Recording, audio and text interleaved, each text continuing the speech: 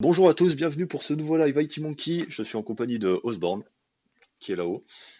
Comment vas-tu, Osborne? Salut, bah, plutôt pas mal. Tant Faudra pas que mieux, j'oublie tant de mieux. commander à manger avant 21h30, mais Toujours pas mangé? sinon on est bon. Ce serait Aïe, pas aïe, mal à un aïe. moment donné. Vas-y, on va envoyer. Donc ce C'est soir, juste, parti. on va commencer par une petite installation. En fait, le but du jeu, c'est de monter entre guillemets, une infrastructure d'entreprise classique. Et pour ça, on va commencer par prendre un petit serveur physique sur lequel on va installer du Windows Server 2019 et qu'on va utiliser comme hyperviseur pour commencer à créer notre infrastructure. Car aujourd'hui, le monde est basé sur la virtualisation. Si vous avez quoi que ce soit comme question, interrogation, suspicion, il y a le chat à votre disposition, n'hésitez pas, on y répondra en live.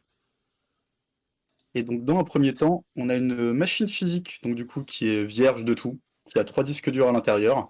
Et le but du jeu aujourd'hui, ça va être de voir comment on installe cette dernière. Donc pour ça, alors rien de plus simple, il y a 2 premières étapes, et c'est Lyon qui va être aux commandes, si je puis dire.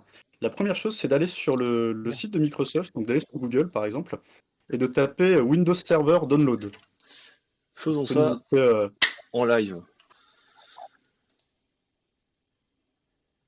Et voilà. exactement.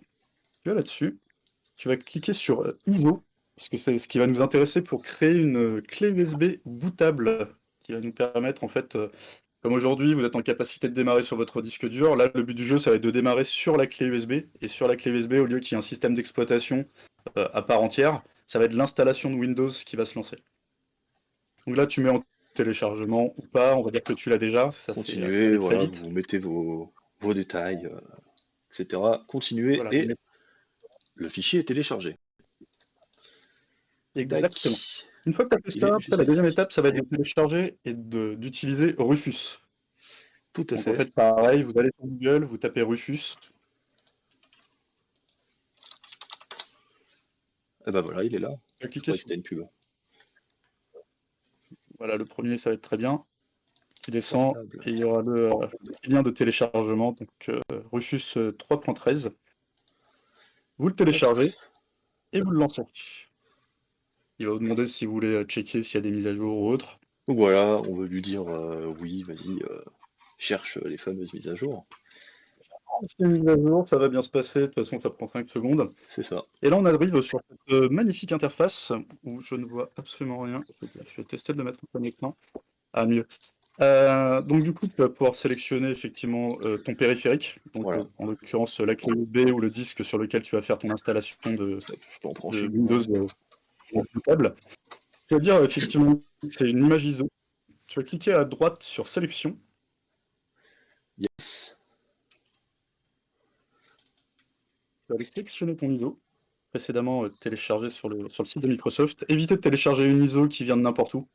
Parce qu'en général, le principal jeu au niveau des ISO, c'est ce qu'on appelle une image d'installation. On va pouvoir pré-packager finalement un Windows avec absolument n'importe quoi d'installer et potentiellement des keyloggers, ce qui est assez pratique. Il nous permettra d'envoyer finalement l'intégralité de vos informations tapées au clavier à un inconnu.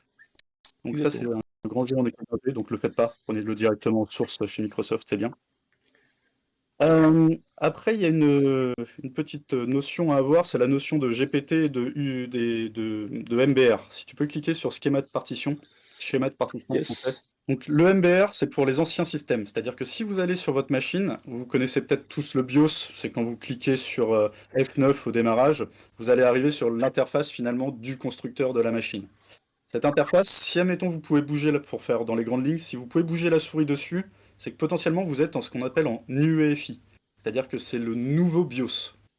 Si vous êtes dans une interface bleue dégueulasse, ça veut dire que vous êtes vraiment sur un BIOS tout à fait classique. Si vous êtes sur du bleu tout à fait complètement dégueulasse, il faudra choisir ici MBR. Le MBR, c'est pour le Master Boot Record. Ça veut dire quoi? Ça veut dire tout simplement que c'est une partition au niveau de votre clé USB que vous allez créer qui va être en mesure d'être lue. C'est un peu comme quand vous commencez, vous mettez un CD pour ceux qui connaissent ou un vinyle, il y a toujours un début, une piste de début. Si admettons tu mets ton truc en plein milieu, il comprendra rien. Et le but du jeu, c'est vraiment d'avoir le début de la piste, le début du CD. Et pour ça, en fait, on va mettre un marqueur au niveau de la clé USB ou du CD, hein, si on crée une live USB ou un live CD. Et le MBR est peut être lu par un BIOS, mais si on le met en GPT, ça peut pas être lu par le BIOS. Le GPT peut être lu que par de l'UEFI. Donc en l'occurrence, moi ma machine est relativement vieille, avec un BIOS relativement vieillot, donc on va mettre MBR pour le coup. Et si vous pouvez, vous mettez tout de suite GPT. On clique sur MBR histoire 2, mais dans la vraie vie, Yes. voilà, GPT. Tu vas mettre un petit nom de volume, c'est simplement pour identifier ta clé USB juste en dessous. Donc tu vas mettre Windows Server, voilà, Windows Server 2019. T'évites les espaces. Ah ouais, c'est pas faux. Hop.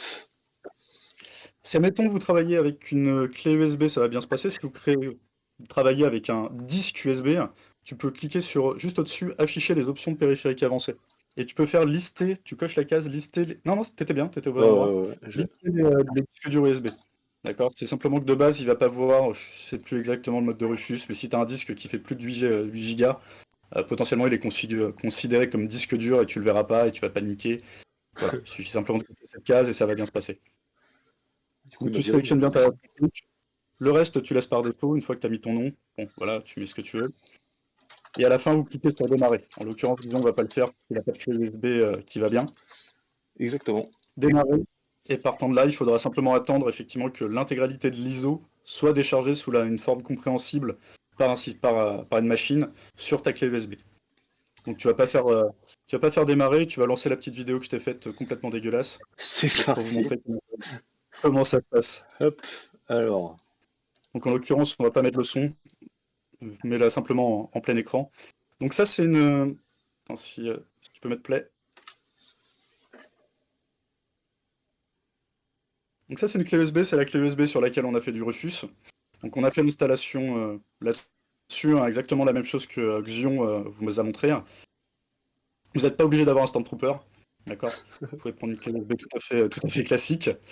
Vous allez la mettre dans le port USB de votre préférence sur votre serveur.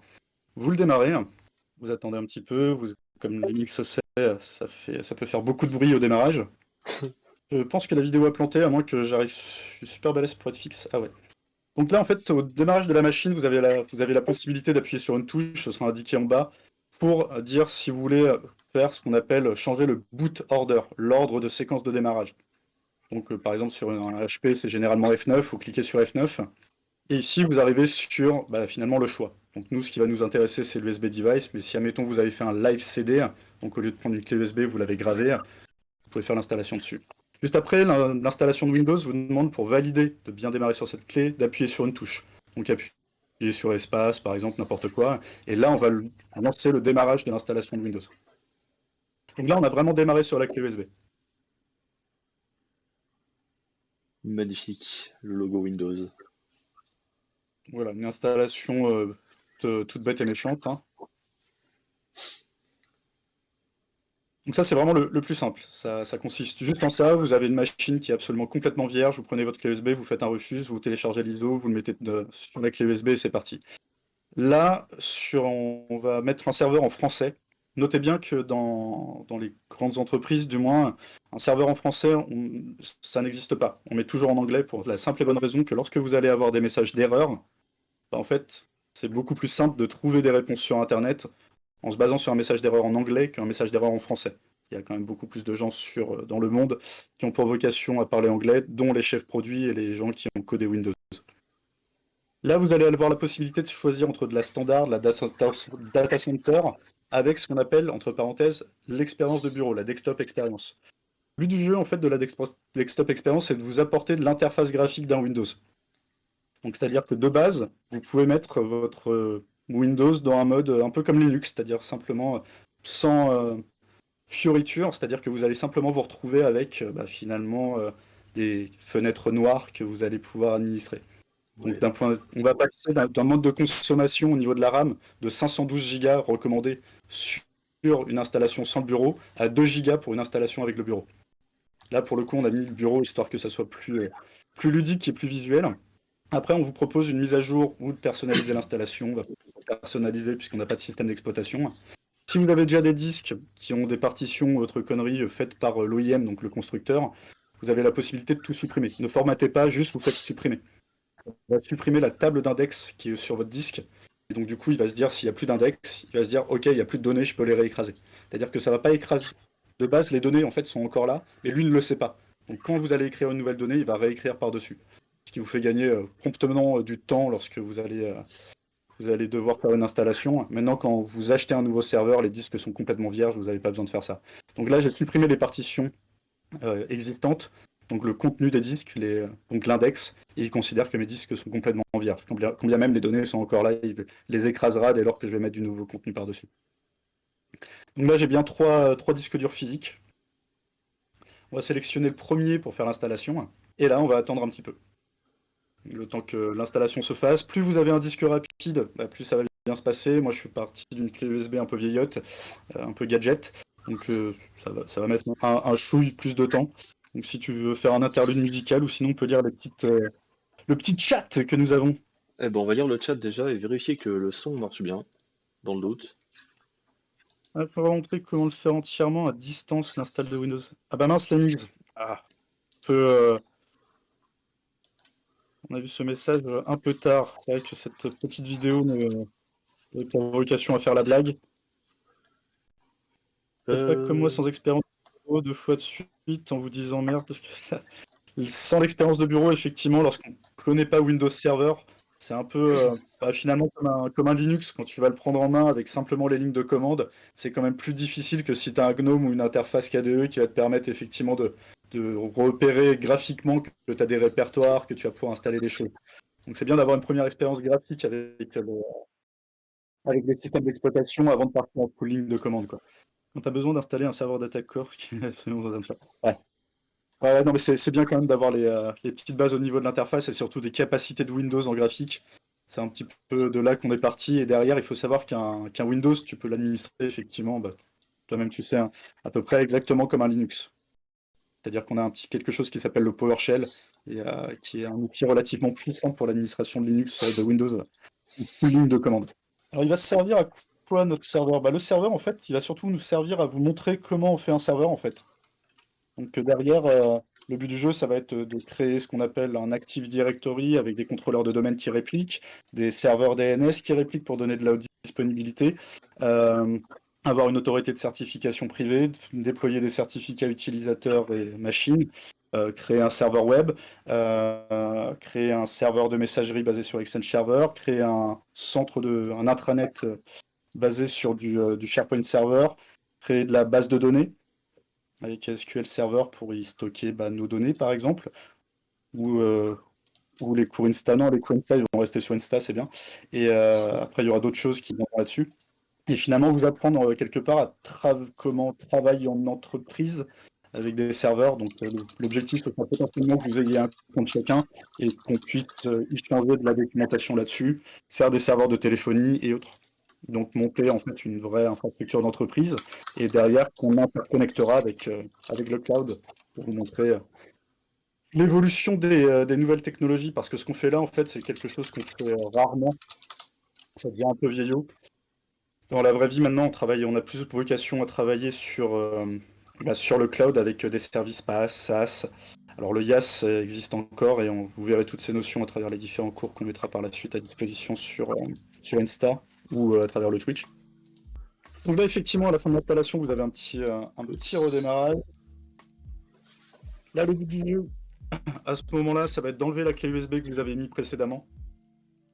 Effectivement, le but, si admettons vous avez changé votre boot order en laissant, je pense que tu l'as remise au début. Ah non, non c'est bon. Non, non, Je pense que si vous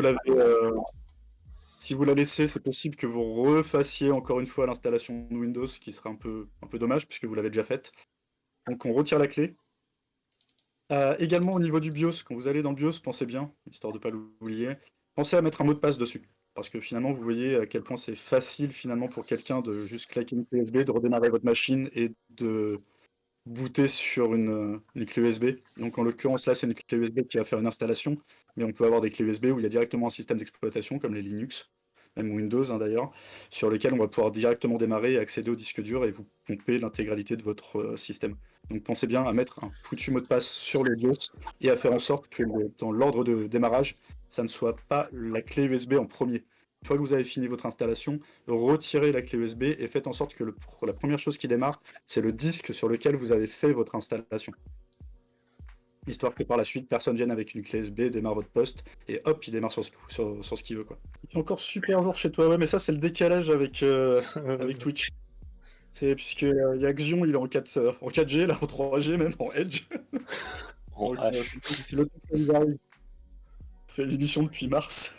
Donc, vous voyez, hein, c'est pas super long d'installer un Windows. En gros, si vous avez du matos assez convenable, là, c'est pas du SSD ou autre. Après, ça met 20 minutes. Si vous avez du SSD avec une clé USB qui va relativement vite également, c'est torché dans les 10 minutes, même moins que ça. Exact. Est-ce que le Secure Boot peut servir à protéger contre les ransomware? Ben, ça dépend du ransomware en fait. Le Secure Boot, ça a plus pour vocation à faire en sorte de sécuriser ton boot. Donc effectivement que personne soit allé sur ton poste et fait des modifications au niveau du disque. Parce que le Secure Boot en fait va se baser sur l'empreinte finalement de ton disque dur à l'état dans lequel tu l'as laissé.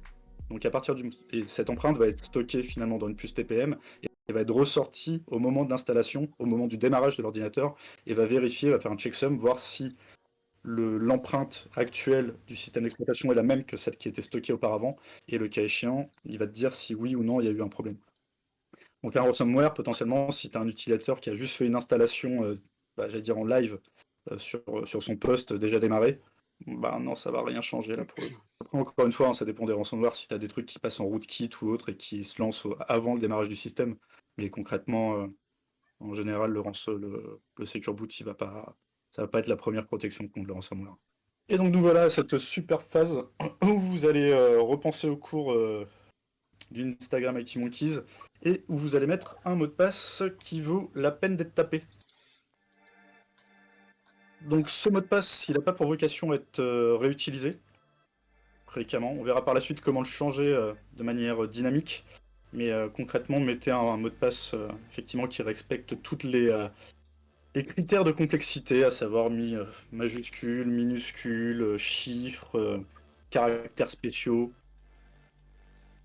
Les fameux dollars. On verra effectivement le sysprep, on va pas s'embêter à refaire tout le temps les installations. Là, pour le premier, c'est important de voir la première install. On refera sûrement une première install, du coup en VM, en virtual machine, et après on fera sûrement du sysprep. Alors après, le sysprep, faut faire attention avec, puisqu'il y a, par exemple, pour un Active Directory, on évite de partir depuis une image qui a été sysprepée. Après, il y a plein d'autres systèmes pour lesquels ça pose pas de problème.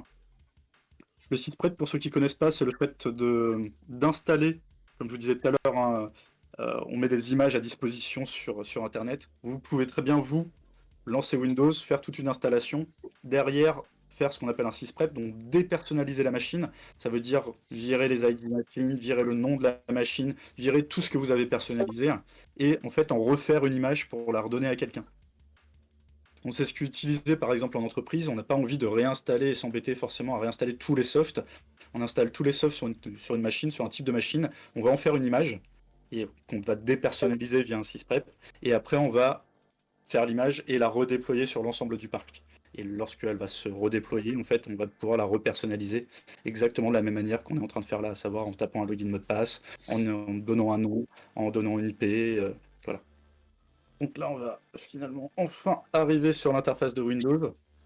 Une fois qu'on est sur l'interface de Windows, là, il y a deux choses à faire. La première chose dans la vie, ça va être de changer déjà son nom.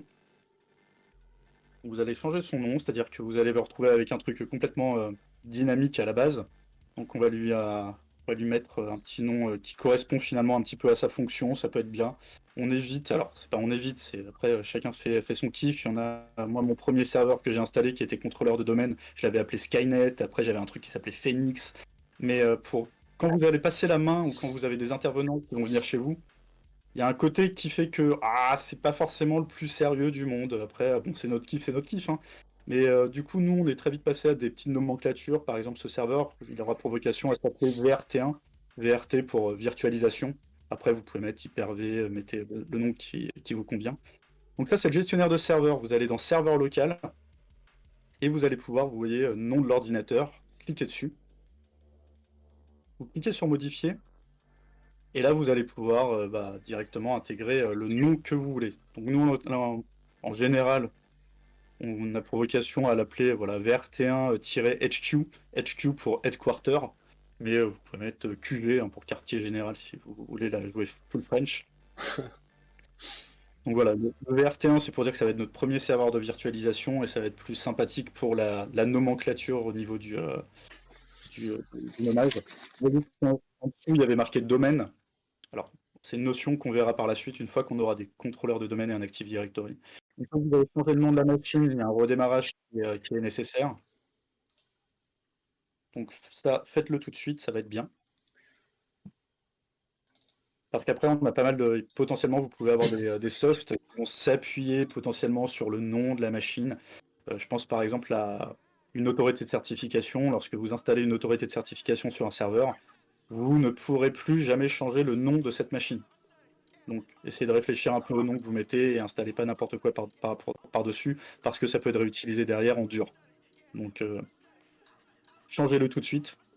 Plutôt que vous dire, tiens, je vais installer une autorité de certification sur un nom bidon et après vous ne pourrez plus le changer et vous vous retrouvez avec une brique au niveau de votre infrastructure de sécurité que vous ne pourrez juste plus enlever.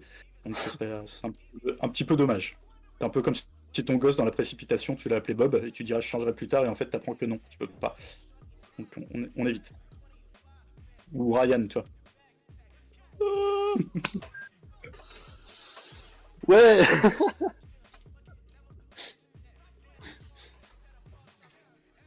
Moi, je dis la deuxième étape, c'est désinstaller Edge. Pas Edge. Explorer. Désinstaller Explorer. Alors, on verra que Explorer a ses petits avantages sur quelques trucs du fait qu'il ne respecte pas à fond le W3C. Ah ouais? Donc, on peut exploiter des choses relativement sympathiques, on verra ça plus tard. Les noms de pierres précieuses, c'est classique. Et dans les hôpitaux, ils font des trucs moins sexy, du genre numéro d'inventaire comme nom de machine. Il faudrait ranger un peu. Ouais, je sais, mais c'est le gros challenge. Déjà, j'ai viré pas mal de choses. Pas mal. Déjà, c'est pas mal, j'ai pas fait la vidéo en caleçon. Après, si. J'ai fort. Donc voilà, on s'est reconnecté. Donc dans le scénario qu'on a montré, où on télécharge l'ISO à partir du site de Microsoft, c'est une édition évaluation qui est en entreprise. Derrière, vous pourrez rentrer une clé voilà, d'activation. Ici, ce oui-non, c'est pour faire en sorte que le PC puisse être découvert facilement au niveau de l'entreprise. Bon, là, j'ai mis oui pour des facilités. Alors après, dans la vraie vie, on va mettre non et on va ouvrir les ports qui vont bien pour que ça soit visible. Sachant que l'hyperviseur a pour vocation à être très visible sur Internet, sur le réseau. Là, on a cliqué sur la carte réseau, on va dans les propriétés de la carte réseau. Donc, on va faire un clic droit propriété, on va aller dans les propriétés TCP IP v4, donc le classique. Et la première chose, c'est la deuxième chose qu'on fait après le nom. La première chose ici, c'est qu'on va mettre une adresse IP fixe. On ne se base pas sur un DHCP pour mettre une adresse IP au niveau d'un serveur. Le but du jeu étant de pouvoir connaître cette adresse IP en cas où le serveur DNS soit cassé. Donc que vous connaissiez et que vous ayez un fichier qui référence les adresses IP de vos machines. Donc en l'occurrence, là j'ai mis 11, par exemple ma borne elle est en 192.168.0.1. Donc du coup, pour une petite nomenclature, si je puis dire, je vais mettre 11 pour les contrôleurs de domaine. Si j'ai un deuxième contrôleur de domaine, je le mettrai en 12. Et après, j'ai un serveur de fichiers. Alors, pas du tout. Là, on est sur les VRT. Donc, premier VRT1, je vais le mettre en 11. VRT2, si j'ai un deuxième hyperviseur, je le mettrai en 12. Après, mon contrôleur de domaine, je vais le mettre en 21. Mon deuxième contrôleur de domaine, je vais le mettre en 22. Si, admettons, j'ai un serveur de fichiers, après, je vais le mettre en 31. Le deuxième serveur de fichiers, je vais le mettre en 32. Et ça me permet finalement de retrouver facilement, simplement me dire ok, la première dizaine, c'est pour les hyperviseurs, la vingtaine, c'est pour les contrôleurs de domaine, la trentaine, c'est pour les serveurs de fichiers, histoire de retrouver leur adressage IP rapidement. Ces adresses IP, tous les IP que je mets là ne sont pas présentes dans le DHCP. D'accord? Elles ne pourront pas être données à quelqu'un d'autre. On verra ça par la suite. Je n'ai pas indiqué de DNS, il n'en a pas besoin pour l'instant, puisqu'on en créera un par nos petites mimines. Et je m'assure ici que la connectivité réseau fonctionne bien, donc je vais faire un petit ping sur ma box. Et 192, 168, 0.1, si mes petits doigts me le permettent. Donc voilà, le ping va bien, donc effectivement la communication réseau est bonne. Là, à partir de là, la vidéo est finie. On va demander à Bah, Xion, si tu peux prendre la main à distance sur le serveur. Yes, c'est parti. On va switcher sur. Il y a une question plutôt technique. C'est possible d'avoir un accès à une machine sans interface avec le gestionnaire de serveur d'un autre? Bah oui, carrément. Le gestionnaire de serveur sert à ça, en fait, où tu vas pouvoir t'interconnecter, mais l'intégralité des consoles Microsoft, en fait, tu vas pouvoir te connecter à un autre serveur. Donc ça va bien se passer. C'est tout l'intérêt, en fait. C'est simplement que le but du jeu, c'est que tu passes plus sur l'intégralité des serveurs pour faire une conf et que tu puisses tout centraliser. C'est pour ça qu'on a très souvent des machines d'administration, tout en sachant que tu n'es pas obligé de te connecter sur un serveur pour faire son administration. Tu peux installer les consoles d'administration directement sur ton poste client. Donc en général, on a ce qu'on appelle des postes hardened. Donc c'est des postes qui ne font que de l'administration et que tu ne vas pas utiliser pour aller sur Internet ou quoi que ce soit. Et donc, par exemple, dans nos scénarios à Microsoft, pour la partie admin, on a une machine physique qui a pour vocation de faire que la partie administration, et donc qui est hardened de ouf, qui a que ses ports ouverts sur ça. Et pour faire du web, par exemple, on va passer par une machine virtuelle. Après, ça dépend des gens. Il y a des gens qui ont passé par la machine virtuelle pour faire l'administration et la machine physique pour aller sur le net. Même si on considéra que c'est mieux de faire l'inverse. Alors, Du je coup, suis chill. effectivement, là, tu es sur ce magnifique serveur, c'est cool. Donc, bah là, la première chose qu'on va faire, puisque notre petit serveur a pour vocation à être utilisé pour faire de la virtualisation, donc en fait, on va aller tout simplement dans Gérer. Donc ça, c'est le gestionnaire de serveur qui se lance par défaut. Vous cliquez sur Gérer. Vous allez faire ajouter des rôles et fonctionnalités. On va faire une installation basée sur un rôle ou une fonctionnalité. Oh mon dieu, on voit notre adresse IP. Exactement. Donc là, par rapport à la question qu'il y avait tout à l'heure, par exemple, si admettons tu avais d'autres serveurs, ici tu pourrais. Alors, bon, c'est en amont, mais bon, là on n'a pas d'autres machines de toute façon sur lesquelles le faire. Mais tu serais capable de voir les autres machines ici et pouvoir faire une installation, par exemple, du rôle Hyper-V ou d'un autre rôle sur une machine distante à partir de celle-là. Donc là, en l'occurrence, nous on va la faire sur la nôtre. Donc tu vas faire suivant, ça va être bien. Ici, on va sélectionner Hyper-V. Tu vas ajouter ces fonctionnalités qui sont indispensables à la vie de notre hyperviseur. Donc tu fais ajouter. Tu vas laisser les petites cases cochées, tu fais suivant. Tac, on va encore faire suivant, ouais. Tu fais suivant tant qu'on t'embête pas. Normalement, à un moment donné, on te demandera donc du coup de sélectionner le switch, la carte Yes. réseau sur laquelle on va se baser pour les communications. Donc là, tu vas la cocher, ce qui va nous permettre en fait finalement d'avoir une communication directe avec notre carte réseau. Donc cette carte réseau sera bindée finalement à notre machine virtuelle et on pourra directement l'exploiter comme si notre machine virtuelle était sur notre réseau. D'accord? Donc elle va fonctionner, elle aura un comportement complètement identique. Elle va faire un DHCP discover pour choper son adresse IP, tout ça, elle communiquera tout pareil. Tant que cette carte est up, cette machine virtuelle fonctionnera et il y aura une communication réseau. Donc là, tu peux faire suivant une fois que tu l'as coché.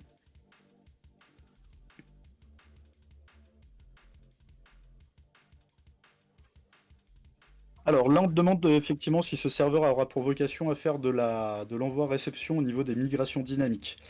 C'est ce qu'on appelle effectivement de la live migration. En fait, le but du jeu, c'est tout simplement de savoir si, admettons, demain j'ai un deuxième hyperviseur, en fait, je serais potentiellement en mesure euh, comment dirais-je, basculer une machine d'un serveur à un autre sans arrêt de production. C'est-à-dire que la machine, tu pourras continuer à la pinguer. Si tu es en train de télécharger un fichier, depuis cette machine, tu pourras continuer à le télécharger. Et pour autant, la machine basculera d'un serveur à un autre.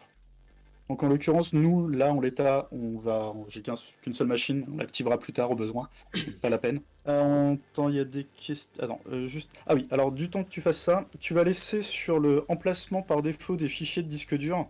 Tu vas pas les mettre tu vas pas les mettre sur le C2 point. Ah oui, on a oublié une petite chose en fait, puisqu'on a plusieurs comment dirais-je, disques durs sur la machine. Alors, c'est simplement qu'on les verra pas de base, tes disques durs. Si, admettons, tu vas dans ce PC là, Ouais. normalement, tu verras que le C2 point. Ouais. Voilà. Donc là, en fait, il y a deux autres disques dans la machine qu'on voit pas de base. Tu vas faire un clic droit sur le menu démarrer. Yes. Tu peux laisser ça là, comme ça, c'est pas grave, hein. Voilà. Et tu vas aller dans gestionnaire de disques. Voilà, c'est celui-là que je Gestion du. cherchais. Les initialisés. Ah non, ils sont même pas formatés. En fait, qu'importe qu'il soit formaté, en fait, c'est simplement que sur le. Non, alors, pour le coup, formaté ou pas, c'est pas le grand Ouais, mot. enfin, il n'y a pas de Simplement volume, qu'au quoi. début au début de l'installation, en fait, j'ai viré tout ce qui ressemblait à de la configuration. Donc, Yes. quand j'avais fait supr au lieu de formater. Donc là, effectivement, tu vas créer un nouveau volume. On évite de créer des partitions sur les disques serveurs, ça n'a pas forcément d'intérêt à part ralentir le truc, parce que de toute façon, tout ce qui est fichier temporaire devra être copié sur la première partition, donc, sur le C2 point, pardon. Donc, on met des disques plein volume d'un point de vue performance, c'est ce qu'il y a de mieux. Tu vas prendre l'intégralité du disque, tu vas l'appeler V comme virtual machine. C'est la lettre des lecteurs, comme tu as le C2 point, là on va mettre V. Yes. Tac. Ça te fait un petit bien. Là en nom, on va mettre, je sais pas, VM1 par exemple. Formatage rapide, donc c'est l'équivalent d'effacer l'index, ça va bien se passer, on va faire ça. Donc effectivement là tu vois bien ta lettre V, donc ça c'est Yes. bien. Et on va faire le deuxième disque, tu vas faire exactement la même chose, sauf qu'on va l'appeler, on va lui mettre une lettre de lecteur en W. Voilà, c'est bien, Et je l'appelle ça VM2. fait W. Et tu l'appelles VM2. Voilà, parfait. Donc maintenant tu peux retourner effectivement au niveau de là où on était tout à l'heure, à savoir au niveau de la conf de l'hyperviseur. Et là, tu vas virer en fait tout ce qui est en face de virtual hard disk. Tu vas mettre juste V2 points par exemple. Et là, tu vas faire créer un dossier. Il doit y avoir un truc nouveau dossier et tu vas l'appeler virtual hard disk. Le stream a coupé chez moi. Je sais pas si chez les autres ça. Ouais, Euh, du coup, ils m'entendent. Parfait. Donc là, tu vas mettre virtual hard disk. tout attaché ou espace Tu peux mettre des espaces pour le coup, c'est pas gênant ici. Donc tu fais virtual hard disk, c'est très bien. Et en fait, tu vas faire exactement le même sur VM2. Ok, ça a l'air bon. Alors non, pas sur le deuxième. Sur le deuxième, tu vas... En fait, le but de faire V2 points et W2 points, c'est simplement qu'on va créer des machines virtuelles. On va stocker les disques durs de machines virtuelles, un peu sur V2 points et un peu sur W. Mais là, deuxième chose qu'on te demande, c'est où on va stocker les fichiers de configuration. Donc en fait, Yes. tu vas refaire par cœur, tu vas cliquer sur V2 points et sur W2 points et tu vas créer un fichier que tu vas nommer configuration par exemple. Config. Sur le... Et pareil sur l'autre. Sur celui-là? Sur les deux disques, en fait, le V2 point et le W, il y aura un répertoire virtual hard disk et un répertoire configuration. Ok, donc Sur les deux. bon, je le fais juste sans sélectionner, quoi. Exactement. D'accord. Bon. Voilà, nouveau dossier, configuration. Par contre, celui-là, tu vas le sélectionner après, puisqu'on va tout mettre D'accord. sur V2 points. Voilà, parfait.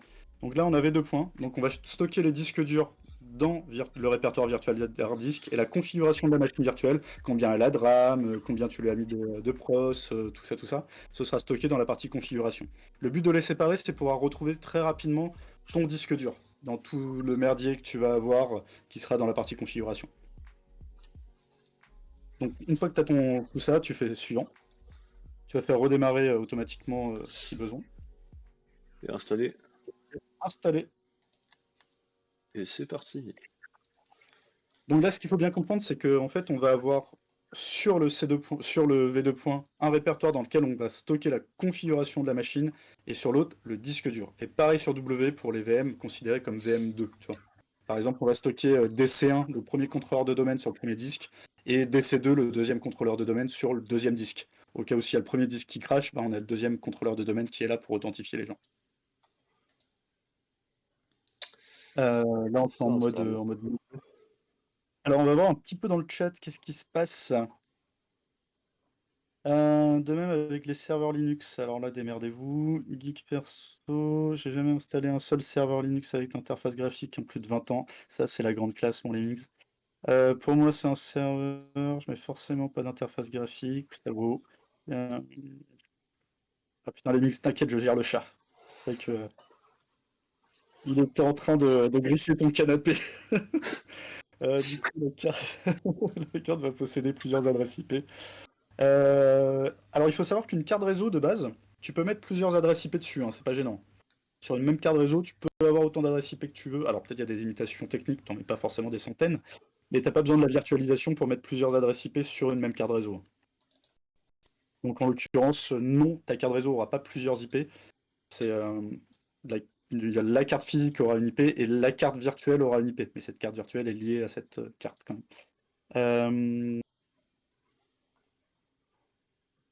Ça peut être stocké en ISCSI, les fichiers ou pas. Les fichiers de configuration. Alors, oui, du coup, on peut, quand tu vas faire du vrai cluster Hyper-V. Quand je dis du vrai cluster Hyper-V, c'est du cluster à basculement avec du MSCS. C'est-à-dire qu'en gros, si, admettons, le premier serveur crash, le deuxième va reprendre la machine.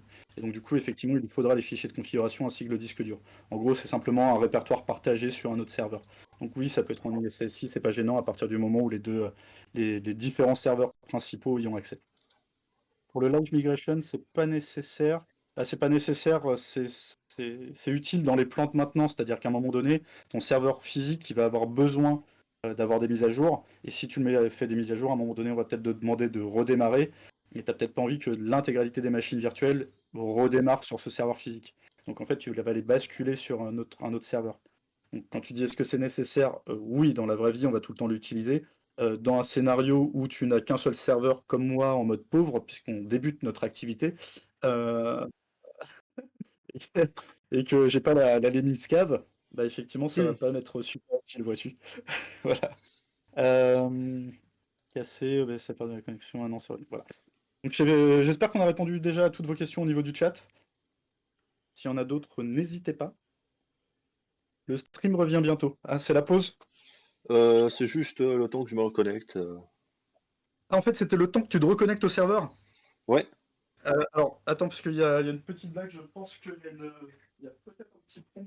Ce qu'il faut comprendre avec ce qui est important à capter au niveau d'Hyper-V, si vous avez bien lu les cours au niveau du Instagram IT Monkeys, du coup, simplement pour résumer, quand un hyperviseur la différence entre un hyperviseur de type 1 et un hyperviseur de type 2, on pourrait croire que Hyper-V, ce qu'on vient d'installer, est un hyperviseur de type 2 du fait qu'on l'installe en se basant sur un système d'exploitation. En fait, ce qu'il faut comprendre, c'est qu'à un moment donné, euh, Hyper-V nécessite un redémarrage. Et donc, du coup, simplement pour expliquer très très rapidement, l'hyperviseur de Microsoft, donc à savoir Hyper-V, a pour vocation, en fait, lors du redémarrage, à se positionner en dessous du système d'exploitation. Donc, en fait, d'un point de vue performance, on se retrouve égal à finalement un ESX. Parce qu'en fait, c'est comme si on avait vraiment installé un hyperviseur et que un hyperviseur. Notre machine, finalement, le Windows qu'on a installé précédemment, devient quelque part, pas vraiment vrai, mais quelque part, une machine virtuelle. D'accord? Donc là, on est vraiment sur de l'hyperviseur de type 1 qu'on peut retrouver en entreprise et qui assure, d'un point de vue performance, la même chose qu'un ESXi au niveau de chez VMware. Donc c'est vraiment du type 1. Retenez ça. Ça marche. Hop. On peut enfin Ok. retourner au live. On peut retourner au live. Il y a trois Et cartes réseau. alors, en Oups, fait, là, on si voit t'es plus ta plus, tête. ce qu'il a fait, c'est que, comment ça, on voit plus ma tête? Ah, Là, on voit ta je peux tête. rien. Au pire, ça a pas une grande importance. Euh, c'est simplement qu'en fait, à partir du moment où on a mis en hyperviseur, en fait, on a ce qu'on appelle un switch virtuel un virtual switch qui a été créé. Et c'est en fait, comment dirais-je, de base, ta machine, c'est un petit peu comme si elle n'avait plus d'IP de base. Donc en gros, si admettons tu vas sur la configuration Ethernet du premier câble, donc tout à gauche, tu ne fais rien et tu vois que la case est décochée en bas. Yes. Voilà, celle-là. Il y a plein de paramètres qui ont été décochés pour la simple et bonne raison qu'on n'a pas vocation à faire en sorte que carte virtuelle, cette carte physique soit dédiée à cette machine. Elle n'est plus dédiée à ce système d'exploitation, elle est dédiée à l'hyperviseur. Et l'hyperviseur va la remettre à disposition à travers le V Ethernet qui est à droite. Donc tu peux fermer cette fenêtre et la nouvelle carte qui t'a créée. Voilà. Donc là, du coup, de base, en fait, tu vas pas avoir d'adresse IP sur cette carte, qui est pas vraiment une carte, quand bien même tu peux en mettre une, c'est celle qui sera dédiée finalement, entre guillemets, à ta machine physique. Mais les machines virtuelles vont simplement s'appuyer dessus et ça va être, dis-toi, c'est un hub de carte réseau. Enfin, un hub, un switch en l'occurrence.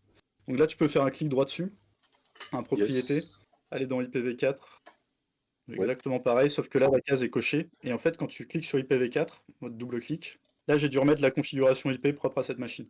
Sinon, il était parti de base, il s'était remis en dynamique, en mode bas les couilles. Juste à comprendre que, en fait, la notion de physique et de virtuel, c'est simplement que le virtuel va gérer toute la partie configuration et va s'appuyer sur la carte physique juste pour transmettre les paquets. Donc là, tu peux valider, c'est tout ce que j'ai fait pour que tu puisses reprendre la main dessus, quoi. Je l'ai remis sa configuration.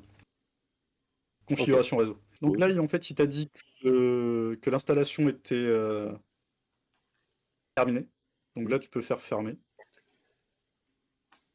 Et on va pouvoir commencer à jouer avec Hyper-V. Donc pour jouer avec Hyper-V, tu vas cliquer sur démarrer. Hop. Et tu auras une petite console. Donc le truc à connaître sur Windows Server, c'est la partie outils d'administration Windows que tu vois dans les hauts au-dessus. Si tu es en France. Oui, À gauche. tout à fait. Et là, tu as tout ce qui va te permettre finalement de faire l'administration de ton Windows Server, les outils de base. Et ce qui va nous intéresser, c'est là où tu as ta souris, à savoir gestionnaire Hyper-V. Bah, tu n'as plus ta souris. Ça, c'est le pouvoir du décalage. Et ça va être donc du coup bah, tout simplement la console qui va te permettre de faire de l'hypervision et de gérer tes différents hyperviseurs de ta société. Tu peux voir que dans cette même console, à gauche, tu as VRT1-HQ, mais tu pourrais très Yes. bien faire un clic droit sur gestionnaire Hyper-V et rajouter des serveurs. Juste au-dessus. Fais un clic droit juste au-dessus. Ouais. Voilà, tu peux te connecter au serveur et tu peux te connecter à d'autres serveurs. Si j'ai un hyperviseur 2, bah, je peux me connecter dessus et je verrai, à chaque fois que je clique sur VRT1, je verrai les VM qui sont sur VRT1, sur VRT2, je verrai les VM qui sont sur VRT2, et ainsi de suite. Donc là, tu peux fermer, on va rester sur VRT1 en l'occurrence, pour nous, c'est ce qui nous intéresse. Yes. Et à droite, du coup, tu as nouveau. Oui. Et donc, du coup, on va faire un nouvel ordinateur virtuel. C'est parti. On va faire suivant. Là, on va lui donner un nom à cette charmante machine. Donc, on va l'appeler, notre première machine, ce sera DC1-HQ. DC1 pour domaine contrôleur. En fait, on verra ça par la suite sur les notions d'Active Directory. En fait, un domaine contrôleur, c'est celui qui va contrôler le domaine de ton entreprise. Mais vous ne connaissez pas forcément ces notions, mais là, tout ce qu'on fait, dites-vous, c'est simplement concentrez-vous sur le fait qu'on crée une machine virtuelle, c'est tout. On va stocker l'ordinateur virtuel à un emplacement. Yes. Donc, on va cliquer sur stocker l'ordinateur virtuel à un autre emplacement. Donc là, en l'occurrence, nous, ça nous va très bien, c'est exactement là où on veut le mettre. Donc V2 configuration, c'est parfait. C'est par la suite où il faudrait faire un petit changement, mais là, on est bon. Voilà. V2 configuration, top. Donc là, tu fais suivant. On va créer une... Alors, là, tu peux lire. Tu peux le lire à haute voix hein, pour tout le monde. En fait, il y a deux types de machines virtuelles. Alors, on a la génération 1. Cette génération d'ordinateurs virtuels prend en charge les systèmes d'exploitation invités 32 bits et 64 bits. Elle fournit le matériel virtuel disponible dans toutes les versions précédentes d'Hyper-V. Et la génération 2, cette génération d'ordinateurs virtuels prend en charge des fonctionnalités de virtualisation plus récentes. Dotée d'un microprogramme UEFI, elle nécessite la prise en charge d'un système d'exploitation 32 bits. 64 bits, à mon avis, ça doit dire. C'est 64 bits. Ah, ok, j'ai compris ton je me suis dit, oula.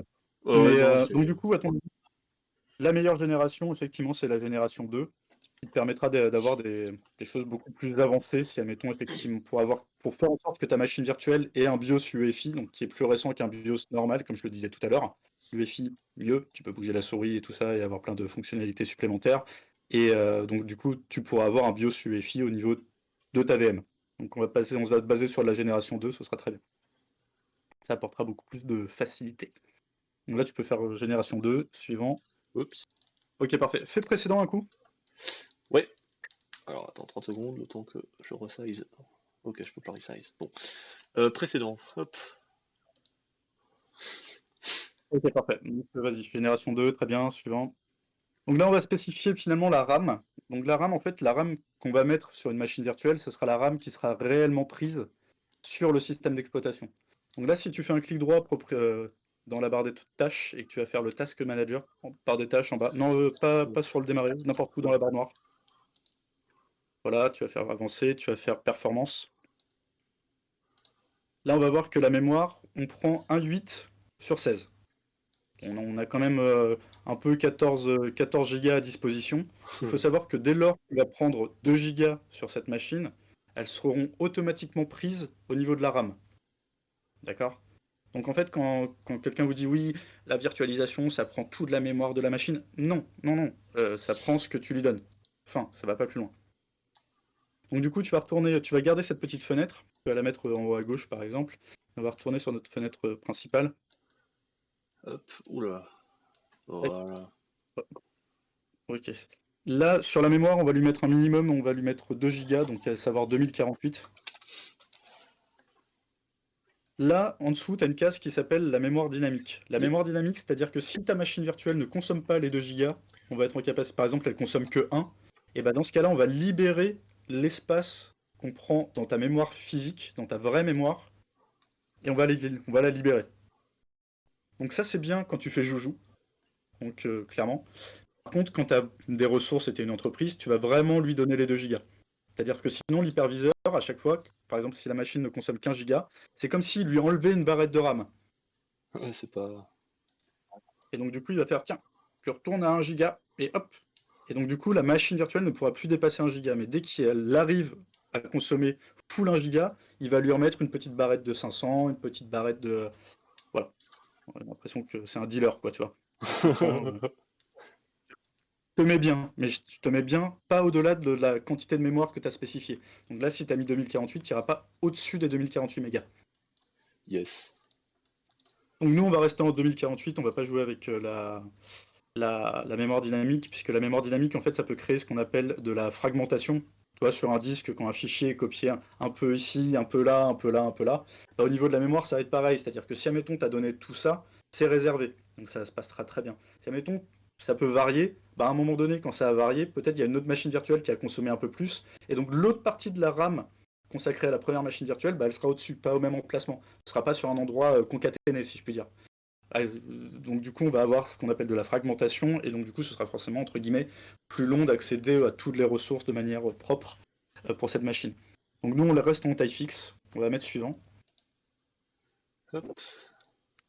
On va se connecter donc du coup à à un switch, donc à notre carte réseau qu'on a spécifié tout à l'heure. On va faire suivant.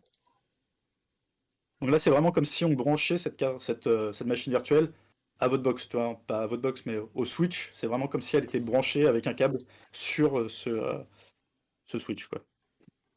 Donc là, on va se positionner, on va nous demander où on met notre disque dur. Donc on va pas le mettre dans v2.configuration, on va le mettre dans v2.virtual hard disk. Donc tu peux faire parcourir. Ouais, ce sera plus simple.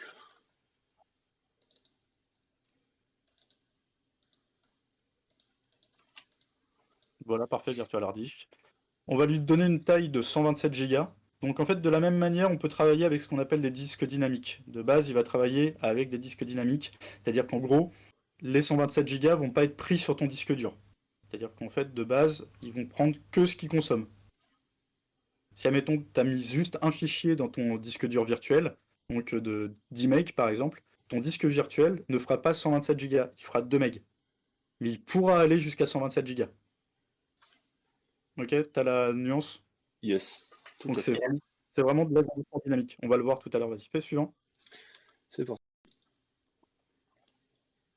Là, on va lui spécifier bah, finalement une ISO que je n'ai pas du tout à disposition là tout de suite, donc qu'il faudrait potentiellement télécharger. J'ai oublié ce petit détail. Euh, ouais, léger. Mais dans tous les cas, il est quelle heure? 28? Oh. C'est bon, t'as commandé à manger? C'est vrai? Ah, top. Eh ben, écoute, c'est bon. La bouffe est gérée. Parfait. Bah, du coup, va sur Microsoft.com et on va se faire le petit Ouais. téléchargement. Chose étant, c'est qu'il te dira que tu n'as pas Internet pour la simple et bonne raison qu'on n'a pas spécifié de DNS, donc il ne peut pas faire de résolution de nom pour aller sur Google. Alors, ouais, pour nous, ça va pas être arrangeant de ce que tu viens de faire.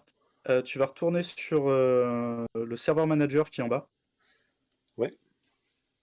En fait, là, ce que tu viens de faire, c'est d'activer la sécurité renforcée d'Internet Explorer.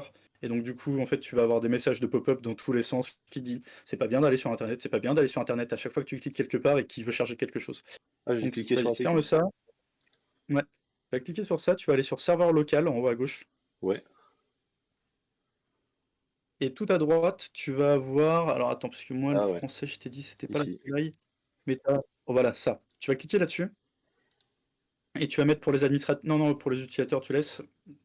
On n'en aura pas de façon là-dessus, tu mets désactiver. Dans la vraie vie, tu laisses activer, tu vas pas sur internet avec un serveur, d'accord? Mais juste pour nous, ça va être plus simple. Voilà, maintenant tu peux aller sur Google. Alors, tu peux pas encore aller sur Google pour la. T'as validé ou t'as Ouais, c'est simplement. validé, c'est Parce validé. que. Il faut pas valider, non, Non, là, je c'est vois bon. pas. Non, non, mais t'as pas fait. Il est toujours actif, donc t'as pas fait OK. Vas-y, fais actif. Bah, c'est parce qu'il y a encore pour les utilisateurs. Ouais, mais c'est pas grave, fais OK. Ouais. Ça laisse actif. Ok, t'avais fait. Ok, parfait. Tu vas juste cliquer sur la carte réseau en bas, c'est simplement que je ne l'ai pas indiqué de DNS puisque ça m'arrangeait pas, mais du coup, Ok, les... en bas à droite, en bas à droite, en bas à droite. Vraiment le bas et à droite. droite. Voilà, là où il y a le petit truc jaune. En bas à Petit droite, truc jaune. dans la barre des Ah tâches. ouais, pardon, excuse-moi. Tu fais un clic droit dessus, Ouais, tu fais ouvrir les paramètres réseau et internet. yes. Tu vas cliquer modifier les options d'adaptateur, on le voit en bas de la fenêtre. En bas, au-dessus du coup. Ah ouais. Là. On va mettre tout Tu dessus. vas aller sur le V Ethernet qui est à droite, tu vas faire un clic droit dessus, propriété TCP/IP v4 pour changer la configuration IP. Et on va rajouter un DNS. Donc là, pour le coup, à jamais faire sur un serveur, mais on va mettre les DNS de Google pour juste le temps de télécharger ça. Donc tu vas mettre 8.8.8.8.8.8.8.8. Ah, ouais, Ouais. ok. Non, non, mais 8.8.8.8. Ah, voilà. Voilà. Et le deuxième, histoire de, tu mets 8.8.4.4. Tu fais OK. Là, c'est simplement qu'on aura de la résolution DNS. Donc tu vas pouvoir taper www.google.fr et aller sur www.google.fr. Fais OK. Tu lances Internet Explorer. Aïe, ça me fait mal. Tu vas sur www.google.fr. Ah, C'est à gauche, ouais.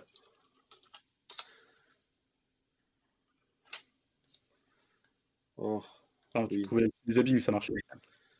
Donc tu tapes... On va y arriver. Tu tapes Download Windows Server 2019.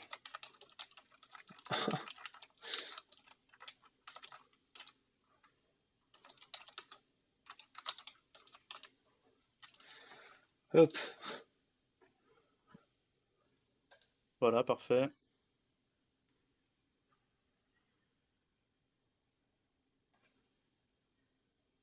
Tu vas télécharger. Alors, on pourrait faire le VHD, mais on pourrait prendre l'ISO histoire de que ça soit plus rapide surtout. Tu remplis tes magnifiques informations. Tu peux mettre Toto partout, ça marche bien. de quoi? Tu peux mettre Toto partout, ça marche bien. Toto. On va mettre Toto, ouais. Ouais, c'est un utilisateur récurrent de chez Microsoft. Pays, on va mettre France. Ça sera peut-être mieux. Voilà.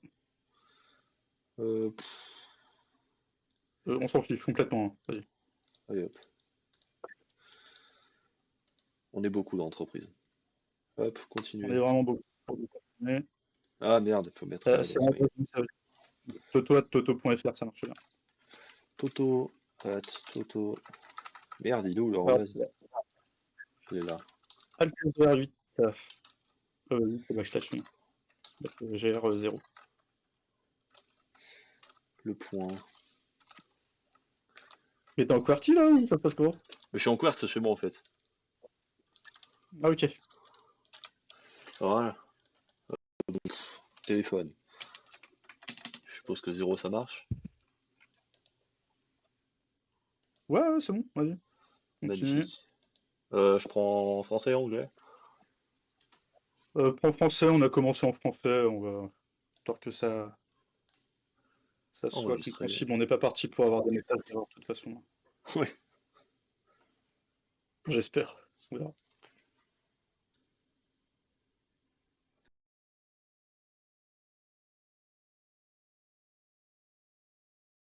On en a pour 20 à 21 minutes. Donc ce qu'on Yes. peut faire, c'est à la limite de quoi? Yes. Je disais juste yes. Ce que j'allais dire, c'est qu'on peut éventuellement, on va pas attendre 20 minutes, à part si tu veux faire un petit mix avec les mix, mais sinon à la S'il est limite, on chaud, peut s'arrêter là et reprendre la prochaine fois, hein. on peut faire ça Hmm. aussi, ouais. Comme vous voulez. Après, moi, je suis dispo jusqu'à ce que le chasseur me ramène à manger. Donc, je sais pas si vous avez des questions pour l'instant. Ouais, on va peut-être Attends, finir il y a sur les d'autres choses. questions là. Nanana, après la première, de nouveau cassé, on voit toujours pas l'image. C'est pas ultra passionnant avec le stream, revient bientôt. Est-ce qu'il y a aussi l'équivalent d'un balloon driver et peut-on faire de la surallocation? On peut pas faire de surallocation. Non, si t'as pas, tu fais pas. Euh, on fait pas du Ryanair, quoi. Il n'y a pas de surbooking. Tiens, toi, la VM, là, tu vas te mettre sur le disque dur au lieu de te mettre dans la RAM. Alors, par contre, au niveau du disque dur, on peut faire du surbooking. C'est-à-dire qu'à partir du moment où on est en dynamique, bah, tu peux dire que ton disque il fait 2 Tera, quand bien même tu n'as que 100 Go sur ton disque. C'est simplement que là, à un moment donné, bah, ton hôte de virtualisation, ton hyperviseur, te dira là, j'ai plus de place. Mais ta machine virtuelle te dira pas qu'elle a plus de place. C'est simplement que pour elle, elle n'arrivera pas à écrire parce qu'il n'y a plus de support physique en dessous sur lequel elle peut se baser. Donc du coup, pas de surbooking sur la RAM, mais du surbooking sur le disque dur, ça c'est faisable côté Hyper-V sur Microsoft, sur Windows. Modifiable après à chaud, pas du tout.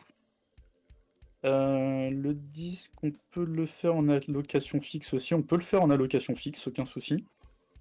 Sur VMware, on peut surallouer. Ouais. Alors je sais pas si c'est une bonne chose la surallocation, on va voir. Mais disons que ça laisse plus de flexibilité, c'est sûr. Alors, c'est moins, je pense que c'est moins gênant pour un disque dur que pour de la RAM, quoi. Puisque pour du disque dur, bah, tu as le temps de voir venir quand même au niveau de l'évolution. Au niveau de la RAM, bah, ça peut aller vite, quoi. C'est-à-dire que tout de suite, ta machine, elle peut juste claquer, quoi. Donc, je sais pas, à voir. À voir si c'est bien géré ou pas. Je sais pas comment ça marche côté VMware. Euh, Effectivement, écrire sans support physique, ça a toujours été assez compliqué, ouais. Et qu'est-ce qu'on a? CPU. Ah, même côté CPU. Ah oui, c'est des ouf, quoi. Eh ben écoute, très bien. Nous, on ne ment pas à la machine virtuelle. Voilà, donc je sais pas si on en a pour combien de temps là, ça a diminué là? À 40 secondes? Ça, Pas ça... 40 secondes, 18 minutes, 40 secondes. Ah putain, j'avais pas minutes, ça avait pixelisé vidéo. Ah si seulement. Qu'est-ce qu'on a d'autre? Nouveau disque révolutionnaire. L'air, absolument. Comme il y a beaucoup, comme les politiques, quoi. On peut faire beaucoup de choses avec du vent, ça marche bien. Ah bah, Euh, Est-ce que sinon il y a des questions existentielles complémentaires? Ou j'avais vu un petit mix, si tu voulais te faire une petite session mix de 10 minutes pour soit conclure si ma bouffe arrive avant ou sinon bon, comme tu le sens. là, je suis plus trop, Je suis plus plus trop trop dans à le mood fond. là. Je suis plus trop à fond, ouais. Mais, ouais. Mm. Ah, Donc au prochain stream ADDS, absolument au prochain stream on fera de l'ADDS et ça tombe bien puisque ma bouffe arrive. Ouais, le prochain stream, donc du coup, on fera l'installation de la première machine virtuelle et on déploiera notre premier contrôleur de domaine avec le premier DNS, DHCP. On verra les petites notions de rôle FSMO. Et puis après, on pourra faire un second stream dans lequel on fait un deuxième contrôleur de domaine rapide pour la réplication. Et puis après, pourra passer à l'autorité de certification qui est un petit basique au niveau des infrastructures, quoi. Comme vous avez pu le voir au niveau de la sécurité, c'est lui qui va nous fournir les différents certificats qui nous permettront de faire des tunnels sécurisés. tout à fait. Bah, je sais pas, j'espère que ça vous a plu pour ceux qui sont restés jusque-là. Et puis ouais, on verra l'enregistrement, Xion, et on le mettra, Yes. on On verra va avec poser des Anto ce tonnes. qu'on peut faire pour virer les temps de latence, tout ça, et on va faire un petit format un peu condensé pour mettre sur YouTube par exemple, je sais pas, à voir. Yes. Histoire de faire des cuts un peu pertinents. On n'avait pas besoin de forcément tous les latences et les ratés qu'on a eu pour cette première session. C'est sûr. Oui, de toute façon, fallait bien commencer une fois, donc j'espère que ça vous Ah a bah. plu au moins un minimum. Même toi, Xion, j'espère que tu as appris 2-3 trucs vite Ah fait. bah ouais, moi j'ai tout appris là, hein. Bon, Niveau bah, serveur, top. j'étais Donc perdu. maintenant que vous avez cette petite vidéo, le petit process, comme ça vous pouvez le refaire tranquillement à la maison au coin du feu quand vous avez rien à foutre. Sachant que le petit confinement du soir est approprié pour tester de nouvelles choses. Vous faites vos installations, tout ça, et comme ça, bah, finalement, le but du jeu, c'est qu'à la fin, on ait tous la même configuration et que vous puissiez suivre tous les labs de A à Z. Voilà. J'ai pas forcément plus à dire là-dessus. Mais on peut switcher sur Blabla Apéro, effectivement, pour finir cette petite bière. Tout à fait. Allez, Allez, à tous. Bon, bah, messieurs, mesdames, si on avait Au une revoir. bonne soirée à vous. Et puis, on switch sur le Discord pour ceux qui veulent venir. Il y a toutes les adresses sur le screen. Côté. Juste là, je voulais mettre en Allez. plein écran. Voilà, je vais laisser ça quelques secondes et Et puis le, c'est fait. À toutes. le stream revient pas. Tu peux mettre le stream ne revient pas. Ouais, je peux faire ça, attends. Hop.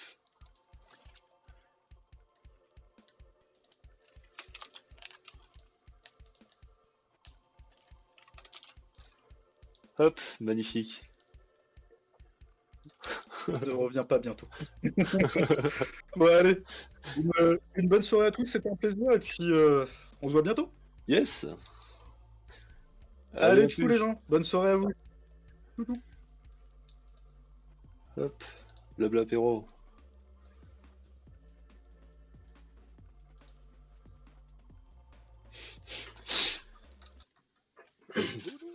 Hello.